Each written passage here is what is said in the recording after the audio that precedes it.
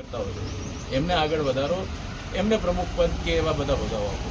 અગાઉ પણ આ લોકોએ કોઈ રજૂઆત કરી હતી આ નારાજગીને લઈને? ખૂબ વાર રજૂઆતો થઈ છે, ખૂબ વાર લેખિતમાં મૌખિક રીતે બી અમદાવાદ જઈને રજૂઆત થઈ છે એવું એ લોકોનું કહેવું છે. અને અમે લોકો હજી પ્રયત્ન કરીએ છીએ કે મોવડી મંડળ સાથે સંપર્ક કરી અને આ વસ્તુનું કંઈક સોલ્યુશન કરાવવા. કેવા કેવા પદવાળા લોકોએ રાજીનામા આપ્યા છે, અંદાજિત કેટલા હશે? ખૂબ કાર્યકર્તાઓ અને આગેવાનો રાજીનામા આપે છે.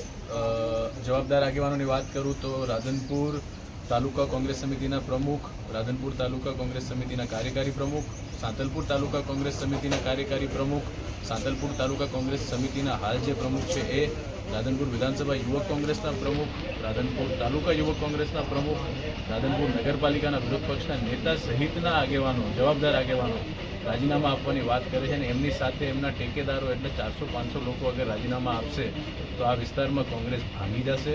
આ વિસ્તારમાં ફરી કોંગ્રેસને ઊભી કરવી બહુ અઘરી પડશે. અને વિસ્તારના લોકોની આગેવાનોની જે માંગણી છે, સંગઠન સૃજન અભિયાનમાં સેન્સ લઈ, વિસ્તારના લોકોનો, ગ્રાઉન્ડના લોકોનો સેન્સ લઈ અને જે નિમણૂકો આપવી જોઈએ એ રીતે નિમણૂકો ક્યાંક ને ક્યાંક નથી અપાણી. એટલે આ લોકોમાં ખૂબ રોષ છે. આદિત્યભાઈ, આગામી સમયમાં સ્થાનિક સ્વરાજની ચૂંટણી આવી રહી છે, કેટલી અસર થઈ શકે? ખૂબ નુકસાન થાય. આખી કોંગ્રેસ અગર અહીંયા રાજીનામા આપી દે તેનાથી ખૂબ કોંગ્રેસને નુકસાન થશે. અને અમારા લોકોનો એ જ પ્રયત્ન રહેશે કે આવા કોઈ પગલાં કોઈ આગેવાનો ના લે. હાઈકમાન્ડ સાથે બી વાત કરી, અત્યારે વાત ચાલુ જ છે. અમારા અહીંયાના પૂર્વ ધારાસભ્ય રઘુભાઈ દેસાઈ અત્યારે ગાંધીનગર જ છે. એ લોકો, જિલ્લા પ્રમુખ બધા જ હાઈકમાન્ડથી વાત કરી રહ્યા છે અને ટૂંક સમયમાં અમે આ વસ્તુનું નિરાકરણ કાઢવાની કોશિશ કરીશું.